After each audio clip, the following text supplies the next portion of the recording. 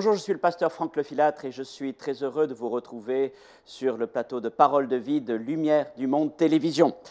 Aujourd'hui, nous allons faire une lecture dans l'épître de Paul aux Éphésiens, chapitre 6, versets 10 à 18, une lecture que j'imagine beaucoup d'entre vous connaissent bien.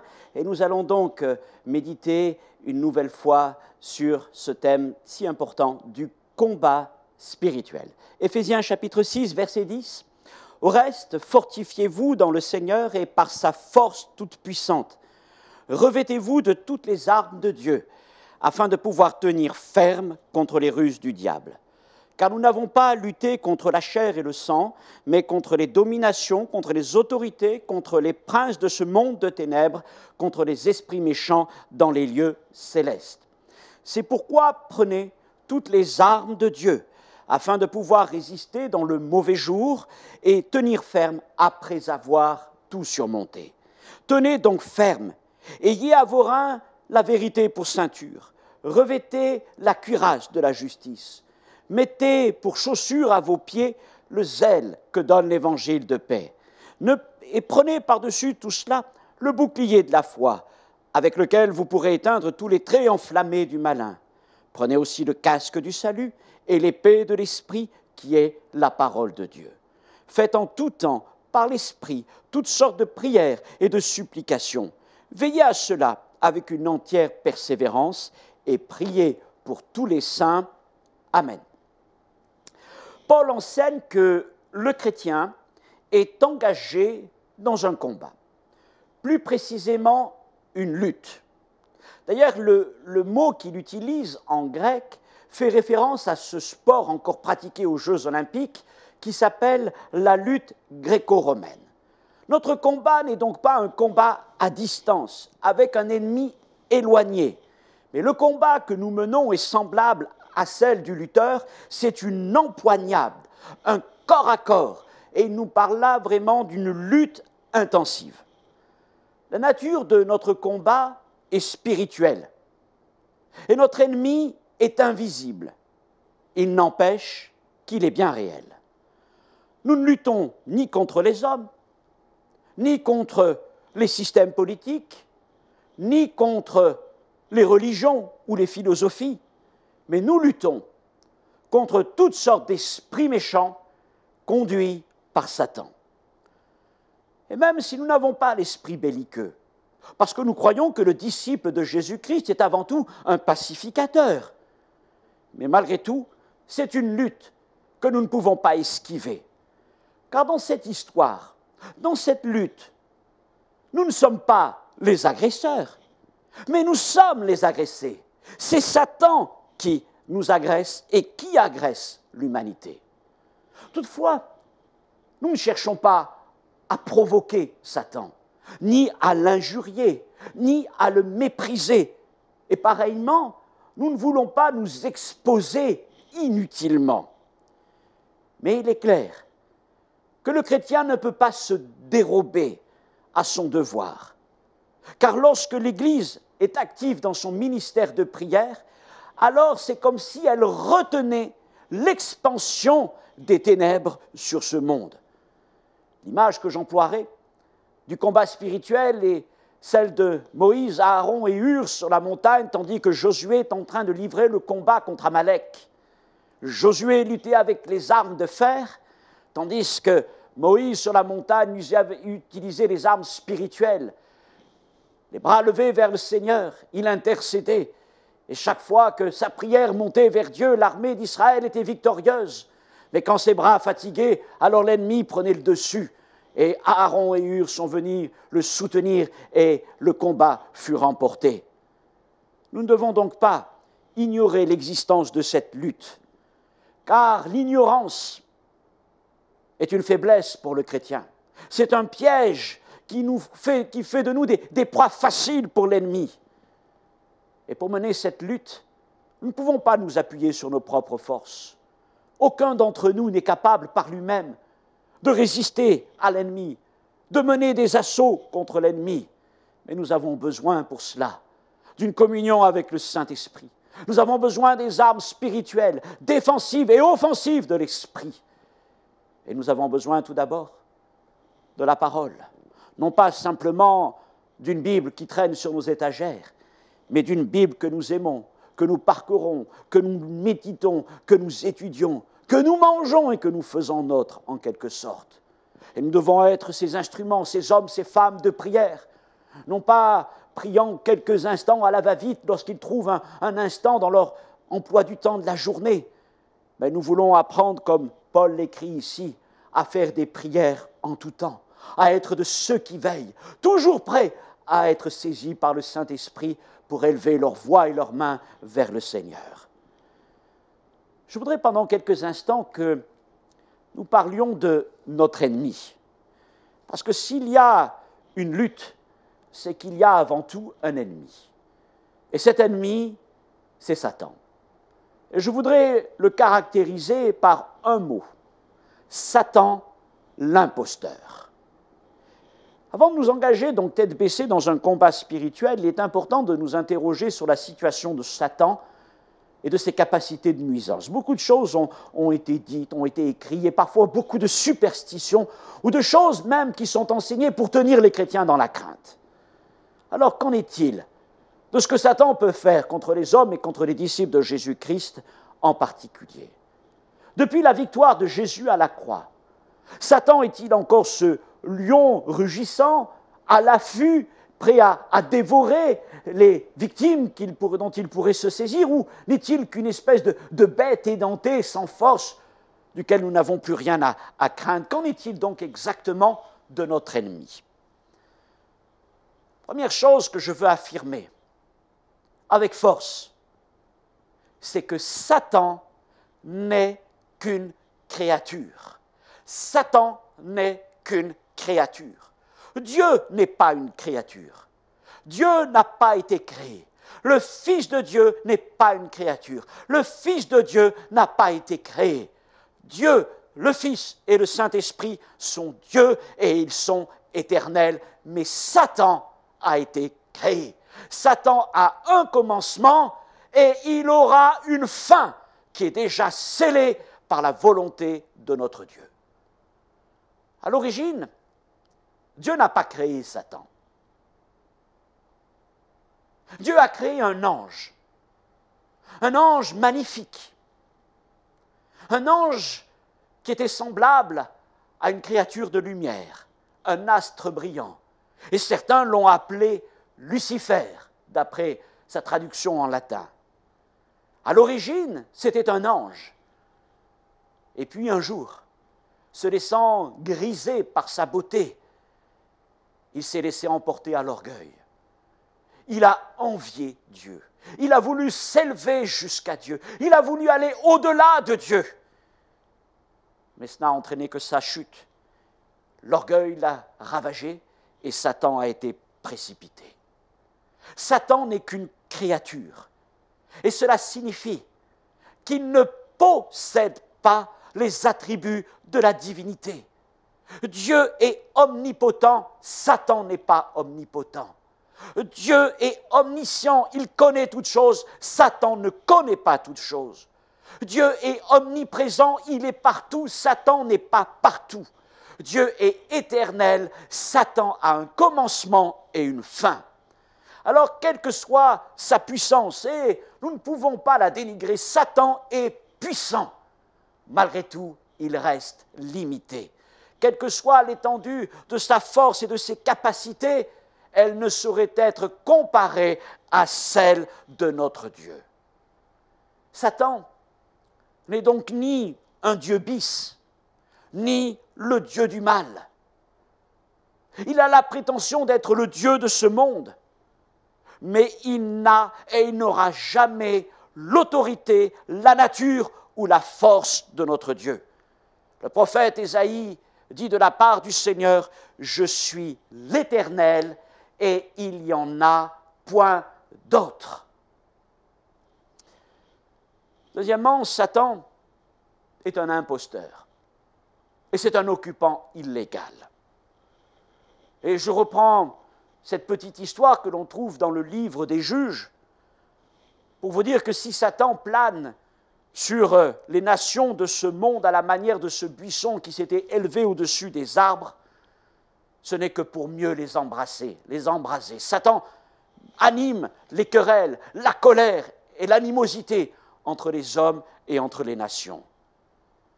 Et même si Satan prétendait offrir à Jésus tous les royaumes du monde s'il l'adorait, le Seigneur n'était pas dupe.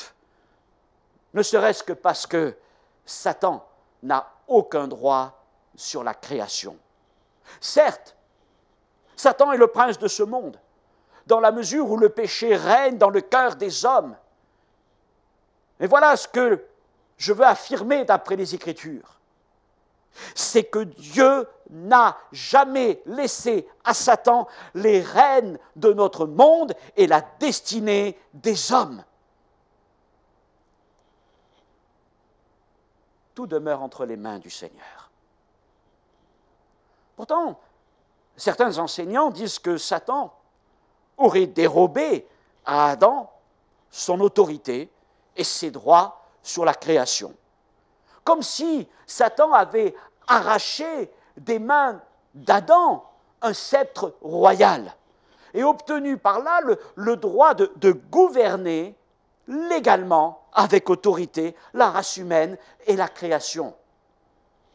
Seulement, il n'y avait pas de sceptre royal dans les mains d'Adam, car jamais Adam n'a été le propriétaire de la création.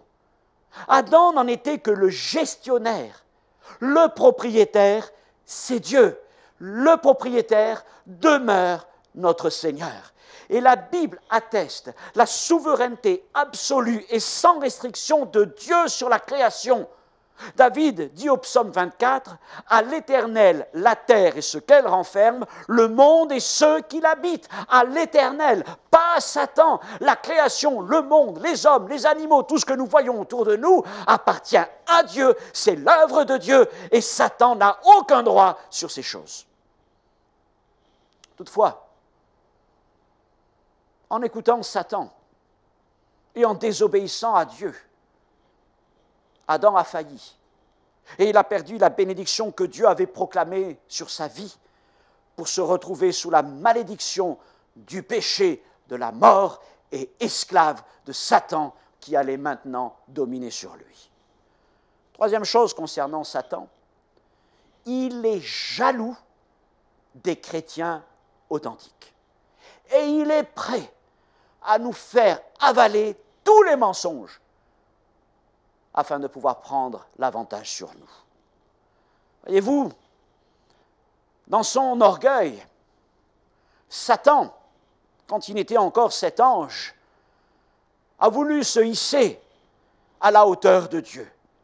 Il se prétendait Dieu. Il fut précipité. Ce fut sa chute. Mais Jésus, le Fils de Dieu, s'est humilié. Il s'est abaissé. Il a fait la volonté de Dieu, jusqu'à quitter la gloire céleste pour paraître parmi les hommes tel un simple homme. Et il s'est rendu obéissant à Dieu jusqu'à mourir sur la croix. Et à cause de son obéissance, et à cause de tout ce qu'il a appris dans la souffrance, Dieu l'a élevé, l'a souverainement élevé, et l'a fait asseoir à sa droite sur son trône de gloire, et il lui a donné le nom qui est au-dessus de tout nom, celui du Seigneur, notre Dieu Jésus-Christ. Satan voulait s'élever par gloire, par orgueil, il fut précipité. Et Jésus s'est abaissé dans son humilité, mais il a été élevé par la puissance de Dieu. Mais ça ne s'arrête pas là, car il a plu à Dieu non seulement d'élever son Fils et de le faire asseoir à sa droite, mais il lui plaît aussi d'élever avec son Fils et en son Fils tous ceux qui croient en Jésus comme leur Sauveur et Seigneur. Ainsi en Jésus, nous, simples créatures humaines, mortelles, nous retrouvons assis à la droite de Dieu. Alors nous comprenons que Satan est jaloux. Satan voulait s'asseoir sur le trône de Dieu. Il voulait prendre la place de Dieu. Il se considérait plus haut, plus grand, plus beau, plus fort que Dieu. Et voilà que ces hommes, ces petites créatures, ces quelques poussières, sont tellement aimés de Dieu qu'il leur a donné un puissant sauveur et en plus les fait asseoir à sa droite. Alors Satan est jaloux. Satan est en colère contre les chrétiens, contre les disciples authentiques de Jésus-Christ. Et la seule chose qu'il veut leur faire croire, c'est que non, non, non, vous n'êtes pas assis en Jésus. Non, non, non, vous n'êtes pas dans cette position glorieuse. Non, non, non, ça ne vous appartient pas. Et il essaye de semer en nous le trouble, le doute, l'incrédulité. Pourquoi? Parce qu'il cherche à nous faire descendre de ce trône. Il est jaloux de la place que nous occupons. Alors nous n'avons pas d'autre solution, d'autre secours que d'écouter encore la parole du Seigneur et d'écouter l'apôtre Jacques qui nous dit de nous soumettre à Dieu, d'avoir confiance à Dieu. Et alors nous trouverons la force de résister à Satan. Parce que là où nous sommes, en Jésus-Christ, oh, Satan peut essayer de nous impressionner, mais je vais vous dire, Satan ne peut rien, il ne peut pas porter sa griffe sur le trône de Dieu. Il ne peut pas porter sa griffe sur ceux qui sont assis à la droite de Dieu. Sa griffe est trop courte. Alors ne nous laissons pas impressionner. Ce ne sont que des paroles, mais Satan ne peut rien contre nous parce que nous sommes dans la main de notre Seigneur, notre Dieu. Alléluia! Maintenant, il est temps que nous nous tournions vers Jésus. Jésus qui est venu sur cette terre afin de détruire les œuvres du diable, première épître de Jean, chapitre 3, verset 8, et de nous délivrer de la puissance des ténèbres, Colossiens 1, 13. Tout au long de son ministère terrestre, Jésus a été confronté à Satan, aux démons et à tous les dégâts qu'ils occasionnaient, la maladie, la mort et toutes sortes de choses, et notamment le péché.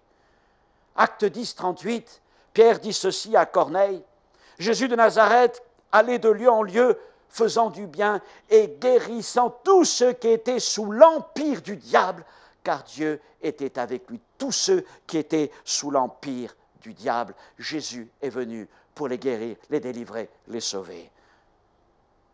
À la veille de sa mort, lorsque Jésus se retrouve avec ses disciples dans la chambre haute,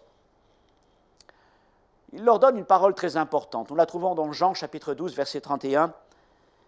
Voilà ce qu'il dit. Maintenant a lieu le jugement de ce monde. Maintenant, le prince de ce monde sera jeté dehors. Il y a donc par deux fois l'adverbe maintenant. Maintenant. Ce maintenant parle d'un temps unique. Le temps le plus important de tous les temps de l'humanité. Ce temps, c'est celui de la mort de Jésus à la croix de Golgotha. Il n'y a pas d'autre temps qui soit semblable à ce temps-là, le temps de la croix. À la croix, Satan pensait qu'il avait obtenu la victoire. Il pensait avoir pris le dessus sur Jésus. Jésus n'était-il pas en train de souffrir, les corps transpercés par les clous? N'était-il pas rejeté et haï par son peuple? N'était-il pas méprisé? N'était-il pas abandonné de Dieu, comme il le disait lui-même? Mais là où Satan pensait avoir vaincu, il fut défait pour l'éternité. C'était l'accomplissement de cette parole de Dieu dans le livre de la Genèse. C'est la première annonce du salut. Lorsque le Seigneur parle du serpent qui mordra le talon de la postérité de la femme, mais cette postérité lui écrasera la tête. Et cette postérité, c'est Jésus-Christ qui a remporté une victoire définitive à la croix de Golgotha. 4 choses dans les Écritures concernent la victoire de Jésus sur Satan. Jean chapitre 16, verset 11, c'est une parole de Jésus qui dit « Le prince de ce monde est jugé. » Satan est jugé. C'est fait. Il a été jugé à la croix. Et il n'y a pas de cour d'appel. Il n'y a pas de cour de cassation. Satan a été jugé une fois pour toutes par Dieu. Colossiens 2,15. La conséquence de ce jugement, c'est comme Paul l'écrit, que Satan a été dépouillé. Jésus a dépouillé les dominations et les autorités. Et il les a livrées publiquement en spectacle, triomphant d'elles par la croix. Satan est jugé, Satan est dépouillé. Hébreux 2, 14, 15, il est écrit même qu'il est anéanti. Par la mort, Dieu, Jésus, a anéanti celui qui a la puissance de la mort, c'est-à-dire le diable. Le diable a été anéanti à la croix. Il a été jugé, dépouillé, anéanti. Et je reviens à cette parole de Jean 12, 31, où Jésus dit, « Maintenant, il sera jeté dehors. » Jugé, dépouillé, anéanti, jeté. Voilà la destinée de Satan. Elle est scellée, elle est irrémédiable. Ayant dit ceci, pourquoi voyons-nous alors encore Satan libre de se déplacer et d'infliger tant de souffrances et de tourments à l'humanité? Qu'en est-il alors de sa situation? Qu'en est-il de sa dangerosité? Mes frères et sœurs, jamais la Bible n'enseigne que le dépouillement de Satan devait éliminer la méchanceté de la terre. L'homme est pécheur. Et Satan demeure encore. Cet ennemi pervers, le séducteur, le tentateur, l'accusateur, le lion rôdeur et dévoreur, le voleur. C'est pour ça qu'il est écrit, je reviens sur cette parole de Jean 12, il sera jeté dehors. Il sera, c'est un futur progressif, pour nous dire que la victoire sur Satan sera graduelle. Elle va se faire au fur et à mesure. Elle se fait à chaque fois qu'un homme, une femme, confesse le nom de Jésus-Christ comme son Seigneur et Sauveur. Et cette victoire ne sera définitive qu'au jour du retour de notre Seigneur, qu'au jour où il saisira son royaume à pleine main. Alors il nous faut comprendre en quelque sorte qu'il y a deux victoires sur Satan.